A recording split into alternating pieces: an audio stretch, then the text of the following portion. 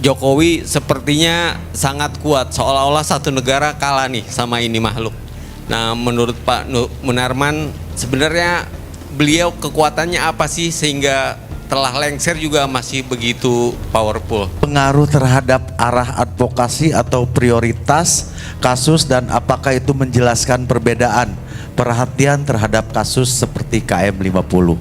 Apakah dalam kasus kilometer 50 ini bukan hanya masalah politik yang saya tangkap tadi ya, tapi masalah ideologi juga, karena ada ketakutan dari negara dan juga sampai yang tadi saya tangkap dari Bung Munarman sampaikan adanya keterlibatan agen Mossad. Apakah sampai seperti itu gitu, sehingga sampai menghilangkan nyawa 6 pemuda warga Indonesia ini?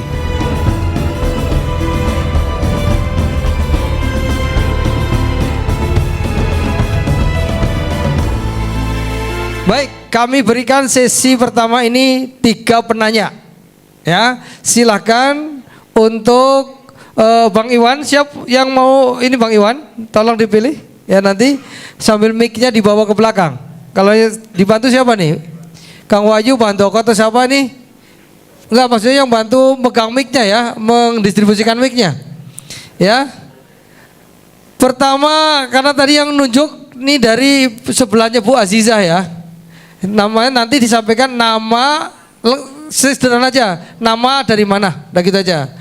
Kemudian yang kedua Bang Enjang, yang ketiga depan sini. Siapa namanya ya nanti ya. Ini yang pertama sebelah sana dulu. Mic-nya silakan. Singkat dan padat pertanyaannya ditujukan kepada siapa? Terima kasih. Nama saya Rahmat Erlangga dari EPI Kota Bekasi. Pertanyaan untuk Pak Munarman ini, Pak. Ini kalau kita melihat Jokowi sepertinya sangat kuat, seolah-olah satu negara kalah nih sama ini makhluk. Nah, menurut Pak Munarman, sebenarnya beliau kekuatannya apa sih sehingga telah lengser juga masih begitu powerful? Demikian Pak, terima kasih. Lanjut ke Bang Enjang sekalian. Bismillahirrahmanirrahim. Assalamualaikum warahmatullahi wabarakatuh. Waalaikumsalam. Afwan Ustadz, saya tadi ketik biar nggak kesalahan sih. Dari mana? Siapa namanya? Ntar dulu. Pedagang atau apa? Oh, nama saya ya? Iya. Tadi kan Ustadz sampaikan. Nama saya Njang Sahyana, ya biasa dipanggil Kang Yana ya. Saya dari DTK Persada 212 Kota Bekasi. Oke, lanjut. Ya.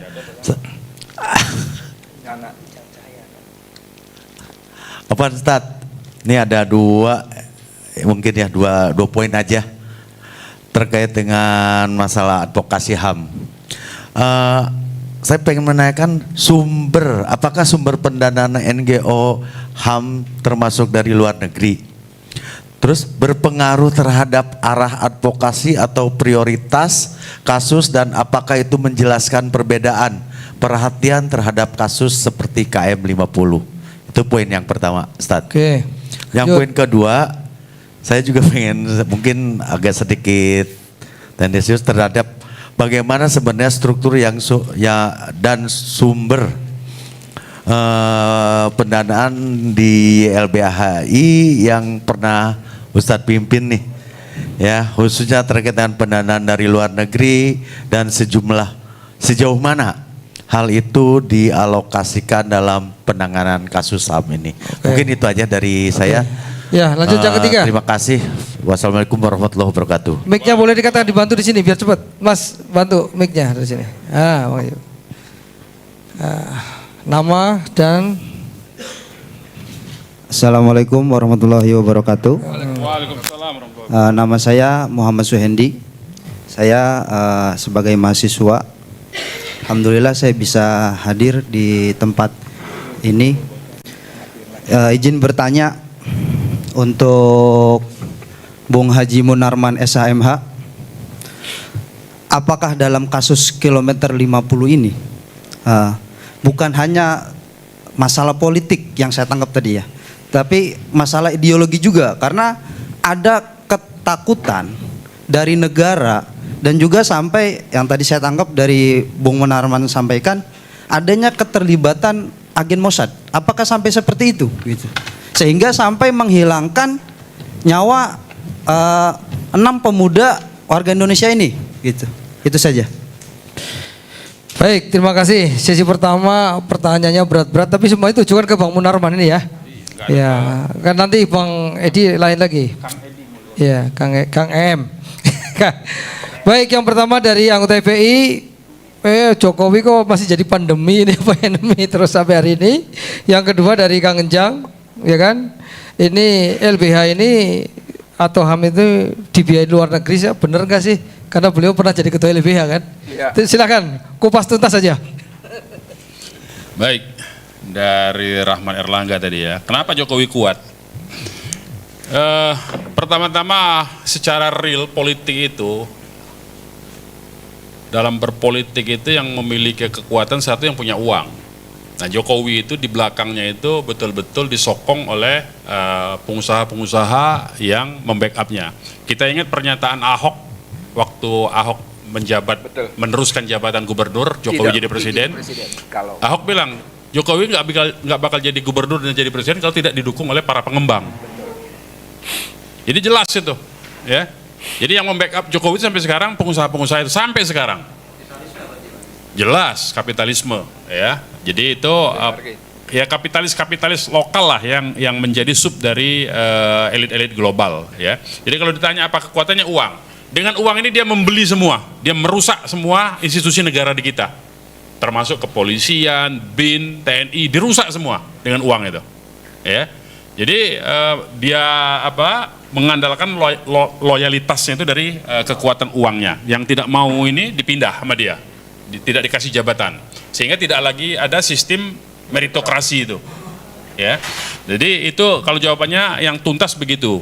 Nah, kalau soal yang kedua, kemudian Jokowi ini sangat pintar memainkan isu. Dia punya tim sepertinya di belakangnya ini, ada konsultan ininya, konsultan komunikasi politiknya, ya. Makanya dia tampil tuh sama seperti anaknya sekarang, lugu, tapi dia terus menyisir dari kolong-kolong jembatan, belusukan lah, ya. Itu terus dilakukan, dan selalu juga tampil sebagai pemaaf. Kita lihat bagaimana dia memaafkan Rismon, dia memaafkan siapa? Yang dua lagi, Egy Sujana, memaafkan DHL. Nah, itu bagian dari strategi politiknya itu, ya. Harus dilihat sebagai bagian dari strategi politik. Nah, yang ketiga kekuatannya lagi itu adalah dia membangun struktur masalahnya. Itu yang tidak dilakukan oleh pihak-pihak yang kontra terhadap Jokowi. Jokowi membangun strukturnya apa? Relawan itu. Duitnya dari mana relawan itu dia bayar? Ya dari tadi itu, dari pengusaha-pengusaha tadi yang dia sebarkan duitnya ke bawah melalui relawan-relawan. Nah, itu kekuatannya. Nah, kalau dia sudah jadi pejabat negara, itu semua pejabat institusi negara kan diangkatnya itu pakai SK presiden kalau pejabat-pejabat tinggi negara. Kalau nggak nurut bisa dia pecat. Nah, di situ orang-orang yang yang gila dengan jabatan pasti akan tunduk pada dia. Dan itu sudah kita buktikan selama Jokowi menjabat 10 tahun. Jadi ada pejabat-pejabat tinggi yang ketika kita dorong untuk berani berhadapan dengan Jokowi, dia terus terang menyatakan, saya ini diangkat SK-nya oleh Jokowi, tanda tangan Jokowi. Kalau nggak diangkat di tanda tangan Jokowi, saya nggak bisa jadi pejabat tinggi katanya. Terus gimana, saya bilang, ya saya ngikutlah katanya, begitu ya. Sudahlah kalau udah begitu. Nah, jadi kalau ditanya apa kekuatannya, itu kekuatannya, ya. Jadi nggak ada yang lain itu kekuatannya. Nah, kita saja sebetulnya, ya, kekuatan kita itu ada pada Allah sebetulnya. Cuman umat Islam ini nggak pernah bisa meluruskan niatnya. Itu masalahnya lagi, ya, kalau di kitanya. Nah, yang kedua dari Yana, ya, sumber dana NGO. Ya, sumber dana NGO itu sebagian besar memang boleh dikatakan hampir 98% dari anak yang disebut dengan namanya itu donatur lah, ya, funding agensi lah, ya. Dulu waktu saya di LBH itu bahkan 100% duitnya dari luar negeri.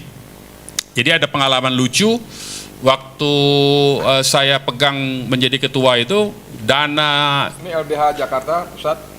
Saya Indonesia, Pak, pegangnya. Karena saya dari daerah. LBHI berarti ya? Iya, LBHI-nya. Jadi waktu saya pegang sebagai ketua LBH Indonesia itu dananya lebih kurang hanya tinggal sekitar 300 juta lah. Dan waktu mulai awal pegang? Waktu saya jadi ketua. Okay. Sebelumnya banyak. Oh. Gitu. Jadi saya cerita waktu sayanya. Kan waktu sebelum saya jadi ketua saya nggak ngerti manajemennya kan. Begitu saya jadi ketua kan tentu saja saya harus periksa secara keuangan seperti apa. Nah ternyata tinggal lebih kurang sekitar 300 juta lah. Sementara yang pegawai harus digaji itu kebutuhan LBH itu dalam 1 bulan lebih kurang pengeluaran kita itu sekitar 3 sampai 5 M. Allah Akbar. 1 bulan. 1 bulan. Karena untuk gaji semua Pak. Jadi kan ada kantor cabang di beberapa provinsi dan itu digaji semua. Makanya kenapa aktivis-aktivis LSM itu giat bekerjanya ya karena memang digaji sebetulnya. Nah waktu zaman saya karena saya tidak punya duit akhirnya pakai efisiensi Pak. Semua aktivisnya tidak digaji, yang kita gaji karyawan tok. Yang cleaning service-nya, nah itu kebijakannya begitu Pak. Jadi kalau kita jadi penguasa begitu Pak, harusnya Pak. Kalau sekarang kan enggak, dianya gaji besar, yang bawa-bawa nggak ada gajinya dibalik. Nah kalau kita balik waktu itu. Jadi yang aktivis-aktivisnya tidak kita gaji, tapi yang karyawannya kita tetap gaji dari uang yang ada. Nah kan kita harus punya putar uang tuh, putar otak untuk cari uang. Nah dari mana akhirnya kita ya seperti sekarang dilakukan oleh Presiden Indonesia ini keliling dunia lah ya. Kita ke Eropa Utara, ke Skandinavia, ke Norwegia, ke Swedia, ke Belanda, ke Prancis, macam-macam lah. Kita cari duitnya itu. Nah, yang menarik ya, waktu ketemu sama funding agensi itu namanya funding agensi. Funding agensi itu semacam lembaga yang dibentuk oleh pemerintah negara-negara mereka. Separuh dana dari APBN mereka, separuh dia nyari sendiri dari masyarakatnya. Nah, dan kemudian itu disalurkan ke dunia ketiga seperti Indonesia. Itu iya dunia ketiga namanya kita ini kan ininya. Nah yang paling banyak itu memang memperhatikan Indonesia itu adalah Belanda karena dia merasa punya tanggung jawab moral bekas jajahannya begitu. Nah yang menarik waktu saya ke Belanda itu diskusi dengan lembaga yang semi pemerintah tadi dibentuk oleh pemerintah namanya Novib namanya ya. Nederland apa saya lupa itu udah panjangannya. Nah dia tanya, ini pertama yang dia pertanyakan itu adalah kenapa waktu sebelum Anda jadi ketua LBH itu kenapa Anda ikut-ikutan bela Abu Bakar Basir katanya. Itu satu pertanyaan. Yang kedua pertanyaannya, kalau kami kasih dana lagi ke Anda, lembaga Anda ini, sejauh mana orang-orang Kristen di Indonesia dapat pembelaan dari saudara, dari lembaga Anda? Itu kenyataannya. Bantuan bersyarat ya. Jadi bantuannya tidak ada bantuan yang gratis itu tidak ada. Bantuan bersyarat. Bantuannya semua pakai syarat. Ya. Bantuannya itu semua pakai syarat. Program-program yang diajukan itu kalau tidak cocok dengan agenda mereka nggak bakal disetujui. Jadi semua program, jadi dia memang punya program besar. Judulnya memang bagus-bagus. Demokratisasi, akses terhadap keadilan, itu judul programnya. Penguatan civil society. Itu judulnya bagus-bagus. Tapi begitu teknisnya, yang dimaksud dengan civil society itu kelompok mana yang Anda biar. Kalau kelompok Islam nggak bisa, langsung dicoret, langsung berhenti itu. Mainnya diimplementasi di laporan keuangan nanti. Pada saat pelaporan keuangannya, laporan kegiatan itu dia lihat, ini kelompok mana yang Anda bantu, yang civil society yang mana. Kalau kelompok-kelompok Islam bantu misalnya pengajian ini, wah langsung berhenti itu program. Tapi kalau yang dibantu aktivis-aktivis sekuler, yang anti-Islam, oh itu terus tuh bantuannya. Nah begitu juga demokratisasi. Kalau yang banyak difasilitasi itu kelompok Islam nggak bisa itu. Makanya tadi pertanyaan, kenapa dulu Anda membela Abu Bakar Basir katanya? Begitu. Oke, jawabannya Pak? Saya jawab aja pakai teori mereka sendiri. Anda kan mengajarkan HAM. HAM itu membela orang tidak memandang siapa latar belakangnya. Saya gituin aja. Karena memang begitu kan. Dia mengajarkan begitu. Saya pakai aja ilmunya mereka. Nah, diam dia. Tapi dia bilang, ya tapi kami dipertanyakan oleh donatur kami di dalam negeri sini. Kenapa uang kami dipakai untuk membela teroris katanya? Begitu. Nah, jadi itu ada bersyaratnya. Jadi tidak semua uang, termasuk utang luar negeri yang resmi melalui negara, begitu juga. Jadi jangan dikira kepala negara keliling kemana-mana itu nggak pakai syarat, sama syaratnya. Yang LSM aja, dunia LSM aja begitu, apalagi yang negara, ya. Dan mereka sekarang ada perubahan kebijakan sejak Soeharto itu tumbang tahun 98. Kalau dulu dana-dana mereka lebih banyak dialokasikan untuk membantu LSM. Tapi begitu kemudian Soeharto jatuh, terjadi perubahan politik lebih terbuka, mereka lebih banyak membantu langsung ke lembaga negara, Pak. Begitu. Jadi misalnya ada program, saya pernah ngalamin dulu, ada program disebutnya itu akses untuk keadilan bagi rakyat miskin katanya. Ya, judul program itu Access to Pure, Access to Justice to Pure. Maksudnya bagi orang-orang miskin supaya bisa mendapatkan pembelaan bantuan hukum. Pur, bukan pure, pur ya. Nah, jadi program itu dulu sebagian besar ditaruh di LBH. Untuk membantu orang-orang miskin memang ya, yang bermasalah, yang penggusuran segala macam lah pokoknya. Advokasi lah. Tapi kemudian belakangan setelah Soeharto jatuh, dia langsung ke Mahkamah Agung. Program kerjasamanya itu. Nah, dibentuklah akses untuk keadilan itu, bagaimana sistem peradilan supaya bisa pendaftaran, ada sistem keterbukaan informasi, begitu-begitu dia. Gitu, jadi dia sekarang lebih mau bekerja sama dengan lembaga negara dibandingkan dengan LSM. Alasannya? Dan negara bisa dia akses, bisa bikin aturan, dia bisa mengendalikan kebijakan negara. Misalnya begini, pernah Sekretariat Negara itu dan Mahkamah Agung punya program untuk digitalisasi sistem peradilan. Alatnya beli dari mereka semua. Dan mereka bisa akses itu kapan saja. Kan ada keuntungannya bagi mereka dan alat mereka laku dijual. Kalau untuk ke LSM cuma habis untuk kegiatan-kegiatan yang seperti ini, seminar macam-macam begitu. Jadi nggak bisa dia artinya manfaatkan langsung. Tapi kalau ke negara dia bisa dapat langsung manfaatnya. Nah, itu alasannya kenapa dia sekarang lebih banyak bekerja. Makanya duit LSM sekarang kering sebetulnya. Dibanding sebelum Soeharto jatuh. Kalau sekarang lebih kering LSM itu, jadi harus kerja keras betul LSM itu sekarang. Ya, nah itu kalau soal pendanaan tadi pertanyaan jadi kalau dari luar negeri hampir 100% bahkan ya. Nah kemudian yang ketiga dari Sudendi, selain masalah politik adalah masalah ideologi. Iya betul. Negara ini kan punya postulatnya itu, mengelola negara ini sejak zaman Soeharto bahkan sejak zaman Soekarno. Kalau kita lacak lagi perdebatan di BPUPK, nggak ada I-nya dulu ya, Badan Penyelidik Usaha Persiapan Kemerdekaan, nggak pakai nama Indonesia, jadi I itu baru belakangan, BPUPK namanya, ya, Badan Persiapan Usaha Penyelidik Kemerdekaan itu. Perdebatan tentang apakah Indonesia ingin menjadi kerajaan, republik atau dasarnya Islam itu sudah terjadi. Dan akhirnya mayoritas ketika di voting itu lebih kurang yang menginginkan sistem sekuler itu adalah 64-66%. Itu sempat voting tuh. Nah itu terus sampai sekarang.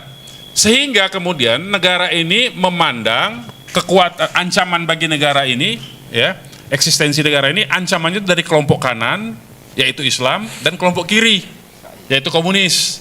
Selalu begitu itu. Eka-eki. Nah itu yang ideologinya. Jadi memang dijaga negara ini oleh penyelenggara negaranya, ya, oleh birokrasinya itu untuk supaya tidak ada kekuatan yang terlalu besar yang disebut kelompok ekstremis kanan dengan ekstremis kiri. Strateginya bagaimana? Kalau kekuatan kanan naik, lagi kuat, misalnya apa? Contohnya, 2017 kekuatan kanan dianggap dominan dengan aksi 212 yang begitu besar. Maka kemudian negara memfasilitasi kelompok-kelompok kiri untuk ngimbangin itu. Begitupun ketika kelompok kiri sedang kuat, mahasiswa-mahasiswa kiri atau kelompok-kelompok kiri kuat, nanti sebentar lagi akan dimunculkan, didorong, difasilitasi bahkan oleh lembaga-lembaga negara dan dengan berbagai macam operasi intelijen untuk memperkuat kelompok-kelompok Islam untuk menyerang kelompok kiri. Selalu itu yang dimainkan. Selalu itu yang dimainkan. Ya supaya nggak ada yang kuat, supaya dia berantem aja berdua itu, kiri sama kanan berantem supaya dia tetap berkuasa. Itu aja sebetulnya. Sekuler yang disebut dengan sekuler liberal tengah itu yang berkuasa. Nah jadi yang kiri sekali, yang kanan sekali diadu terus. Jadi kalau kiri lagi kuat, naik, ini kelihatannya kan kelompok Islam lagi nurun nih, kiri-kiri lagi kuat nih. Kalau kita perhatikan di medsos kan, lagi isu-isu kiri ini lagi banyak nih. Nah biasanya akan dimunculkan nanti, didorong bahkan, didekati, itu kelompok-kelompok kanan tuh yang didorong untuk naik. Tujuannya untuk mengimbangi. Nanti ini pernah kita alami sebetulnya ya. Ini kalau mau contoh konkret tahun 98. ketika Soeharto jatuh oleh anak-anak mahasiswa kiri, apakah itu forkot segala macam, tiba-tiba ada Pam Swakarsa kan? Pam Swakarsa itu kerjaan aparat negara itu. Wiranto punya itu. Nah begitu kira-kira contoh konkretnya itu. Cara negara ini dikelola itu dengan cara begitu, mengadu sesama anak bangsanya, dan itu dipraktekkan oleh Jokowi. Sampai sekarang Jokowi melakukan hal itu, ya masih terus dilakukan itu. Nah begitulah cara negara ini bekerja. Nah, karena itu kita mesti lebih cerdas sebetulnya untuk menghadapi ini. Sebetulnya pola lama. Sekarang ini masih tetap begitu. Eka, Eki, cuman ditambah satu lagi sekarang. Kelompok radikal bebas katanya. Bener ada tuh. Ada, kita sudah dapat tuh. Jadi tetap ada kelompok kiri yang menjadi ancaman, tetap ada kelompok kanan ya yang sekarang radikal, intoleran, teroris, ada lagi radikal bebas katanya. Sekarang ini. Nah, radikal bebas itu macam-macam itu nanti masuknya. Nah, sudah ada perkembangan baru lah kira-kira. Ada tambahan baru kekuatan yang mengancam eksistensi negara. Jadi sudut pandangnya begitu sebetulnya, sudut pandangnya. Jadi cara negara ini bukan menyelesaikan persoalan yang ada, tetapi justru diaduk-aduk aja sama dia. Yang untung siapa? Tadi itu yang disebut tadi, kapitalis itu. Baik itu kapitalis lokalnya, yang berasal dari kitanya, yang berada di sini, yang menjadi kepanjangan tangan dari kapitalis globalnya. Tetap begitu sebetulnya. Ya, saya kira gitu. 3 pertanyaan. Terima kasih. Tambah lagi. Ya. Saya kira saya balik ke pertanyaan kenapa Jokowi kuat. Tadi Munarman udah cerita bagus banget ya. Bagaimana salah satu yang dominan itu duit. Duitnya banyak banget. Bitor Suryadi itu mengatakan di bunker rumahnya ada duit, kata Bitor ya, bukan kata saya. Tapi itu memang dinarasikan juga gitu loh. Dr. Zulkifli Ekome juga mengatakan di beberapa lokasi lain ada duitnya. Cuman benarkah itu? Wallahu alam, ya kan? Yang pasti bahwa duitnya banyak banget ya. Dr. Kiai Haji Abdullah Hehamahua mengatakan, Edi, kalau semua duit seluruh presiden yang pernah ada digabung, itu kalah dengan duitnya Jokowi. Penasehat 2 periode KPK, Abdullah Hemahua. Dan duit itu dari sumber-sumber yang sangat dekat. Dia mengatakan kepada saya, sekarang konsentrasi Jokowi adalah di kecamatan mana yang belum ada pengurus PSI. Gila nggak loh? Di kecamatan mana yang belum ada pengurus PSI. Duitnya nggak terbatas ya. Tadi Munarman bilang begitu disebut LBH operasi 1 bulan, biaya operasi 1 bulan 45 miliar. Kaget saya, gila banyak banget. Ternyata dia mensubsidi LBH daerah. Gaji-gaji gitu, itu 45 miliar. Sekarang bayangkan kalau Jokowi konsentrasi membentuk PSI tiap kecamatan. Kalau kantor sewa kantor setahun 50 juta aja, kali 50, 5 tahun udah berapa? Belum operasional segala macam, jadi duitnya emang nyaris tak terbatas. Duit dari mana? Nah, ini menarik. 3 menteri Jokowi yang terkait korupsi di persidangan mengatakan setor pada Jokowi. Yakut, siapa lagi ada. Lalu Rocky Gerung mengatakan ketika Gibran datang ke dia untuk berguru, ketemu, Gibran mengatakan setiap Sabtu yang diulang oleh Rocky Gerung, Anda bisa googling, jadi saya cuma mengulang aja nih ya. Setiap Sabtu menteri datang setor duit. Setiap Sabtu. Tadi waktu masih di ruang depan saya bilang sama beliau-beliau ini, berkuasa itu dahsyat bos. Dahsyat berkuasa. Saya tidak pernah berkuasa tapi hanya numpang kuasa. Dahsyat luar biasa. Itu tinggal kita buka mulut, duit ngalir. Mau kayak apa juga ada. Dahsyat, saya ngalamin itu. Nah, jadi duit itu memang banyak. Jokowi mengendalikan penuh para menterinya. Selain dia tadi beliau bilang dengan SK, Kepres, menjadi menteri, menjadi kepala badan, segala macam dan sebagainya. Juga dia melakukan taktik sandera. Jadi kalau ada menterinya maling, korupsi, enggak dia tegur. Enggak dia pecat. Enggak. Jadi misalnya nih menteri belah kirinya lagi nyolong mangga tetangga, dia potret aja, cetrek. Menteri makanannya cetrek, lagi tidur sama istri tetangga, cetrek, misalnya gitu. Udah. Pada saatnya lo begini-begini ya, kalau enggak ini begono. Gitu loh. Jadi tekniknya begitu, dia menyandra tadi semacam tadi, dan itu dahsyat luar biasa. Yang sampai hari ini seperti beliau bilang tadi, walaupun dia sudah lengser hampir 2 tahun, 1,5 tahun, dia masih pegang pada posisi-posisi kunci. 20 Oktober 2024 Prabowo dilantik sebagai presiden. 21 atau 22 saya lupa, diumumkan kabinetnya.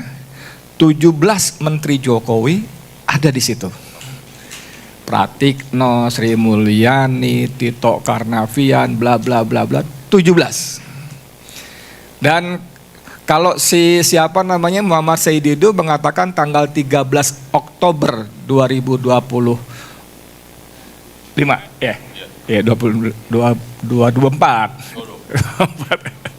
13 Oktober 2024 Prabowo datang ke Solo. Kalau kata Saididu itu peristiwa lebih dahsyat daripada Super Semar. Karena ada 5 perintah Jokowi kepada Prabowo.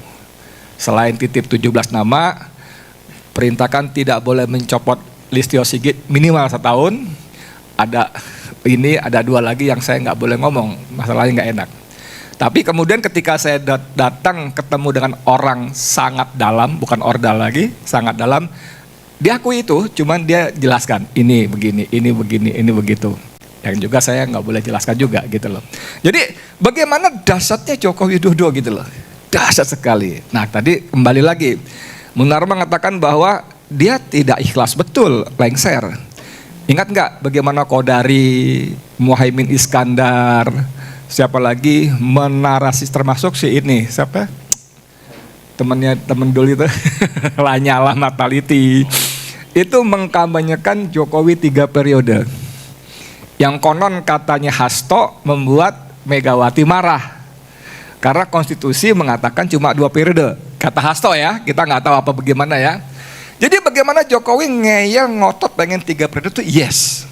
Tapi karena kepentok dengan konstitusi, maka dia paksa lengser, tapi dia siapkan Gibran. Dan Gibran ini, si bocil Samsul Asam Sulfat ini, ternyata dalam 2-3 bulan ini belajar dengan sangat baik. Belajar dengan sangat baik, dipandu, dimentori, dikonsultani oleh tim komunikasi Joko Widodo.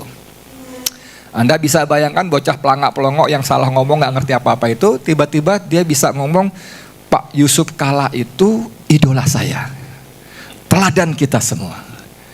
Dahsyat ini saya bikin artikelnya ini, bagaimana syahwat kekuasaan geng Solo di balik topeng santun.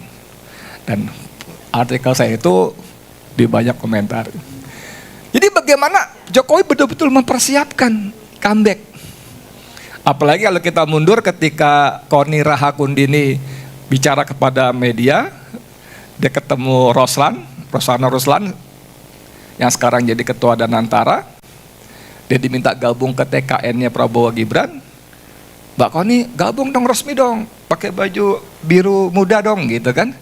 Kata, enggak usah, saya kan dibantu Pak Prabowo, saya susun roadmap pertahanan sebagainya. Enggak Mbak Koni, soalnya nanti, nah ini di sini masuk barang nih, nanti Pak Prabowo cuma 2 tahun, 3 tahun berikutnya Gibran. Dia kaget, saya berdiri, maksud lo kan gitu kan, dengan gaya Koninya kan ya. Kalau gue jadi Gibran Prabowo, kalau gue jadi Jokowi dan Gibran, Prabowo gue bikin mati besok gitu. Jadi bagaimana memang orang tua ini yang kena stroke, yang macam-macam ini memang dibikin ke bahasa Jawa kejat-kejat, tahu nggak kejat-kejat? Diberikan PR-PR yang menguras pikiran dan emosi dia. Peristiwa 25 Agustus 2025 sampai September awal, demo besar itu bukan terjadi begitu saja. Ada aktor-aktornya, ada dong yang disebut-sebut dana Soros antara lain, dimainkan oleh LSM NGO tadi. Dan itu Prabowo marah besar. Dan setelah itu si siapa namanya ketua BIN Budi Gunawan dicopot. Saya telepon orang sangat dalam, itu Budi Gunawan kan orangnya sangat mega gitu, walaupun bukan PDIP, sangat mega padahal. Iya, Pak Lebin dulu. Lagi. Ya, saya jadi Menko Polhukam kan. Terus Kenapa dia copot? Ini kan mengganggu komunikasi dengan Mega. Orang sangat sudah keterlaluan. Kita nggak bisa toleransi. Jadi yang saya mau katakan betapa dahsyatnya Joko Widodo dengan uangnya, dengan jaringannya, dengan birokrasi yang sampai dipelihara sekarang. Tapi di luar itu semua, saya ingin mengatakan mengutip kalimat Munarman ketika saya pertama kali kesandung hukum. Kata Munarman, pilihan lu nyerah atau lawan. Kalau lu lawan, mereka takut. Kalau lu berani, mereka takut. Waktu itu KM 50. KM 50. Iya, kalau lu berani, mereka takut. Saya datang ke rumah Rizal Ramli. Rencana kamu gimana, Ed? Saya lawan, Bang. Gebrak meja deh. Jebret, kamu jangan sok pahlawan, bla bla bla. Padahal gua bawa fatwanya dia. Kalau kamu masuk penjara, Ed, orang tuh cuma ingat kamu 3 hari. Orang simpati segala macam, setelah itu lupa semua. Itu tokoh-tokoh Islam yang lo kenal semua itu bohong semua. Nggak ada perhatian segala macam itu semua gitu. Saya mau lawan, Bang. Udah jangan sok jago gitu. Perjalanan bilang gitu. Nah, tapi di luar itu saya kenapa kutip kalimat ini? Karena memang saya ingin mengutip ketua BEM UGM sebelumnya tuh. Siapa namanya? Gibran juga ya? Yang anak muda itu anak UGM sebelum Tio ini, yang rame yang bikin alumni sangat memalukan. Kalau BEM UI kan Del King of Lab Service, Gibran kalau nggak salah namanya. Itu mengatakan Jokowi hebat. Itu karena kita lemah. Jokowi hebat tuh karena kita lemah. Jokowi kuat tuh karena kita lemah. Tiba-tiba pindah perahu. Ada Egy Sujana, ada Damai Hari Lubis. Itu kan teman-teman kita semua, senior-senior kita semua. Karuanlah Rizwan segala macam. Jadi bagaimana dengan kekuasaan segala macam itu kita karena kita nggak kuat, karena kita lemah. Tapi kalau kita kuat juga, saya ingat kata Rizal Ramli sebagai penutup, duit itu hanya bisa dikalahkan oleh duit yang lebih banyak. Ini ada 2 bertikai nih, Ferry, Munarman bertikai. Lalu Munarman kata, Ed, lu bantuin gue, ntar gue kasih 10.000. Dia dengar, datang lagi Ustadz Ferry, Ed, lu bantu gue aja, lu gue kasih 15.000. Terus, jadi duit kalah oleh duit yang lebih banyak. Duit kalah oleh, jadi kalau begitu kita main duit pasti kita kalah, karena belasan duitnya harus terbatas. Cuman kabar bagusnya, kata Rizal Ramli, duit hanya kalah dengan militansi. Dalam bahasa kita dengan istiqomah. Untuk itu saya mengajak kita semua berdoa kepada Allah agar kita tetap istiqomah sampai akhir perjuangan. Amin.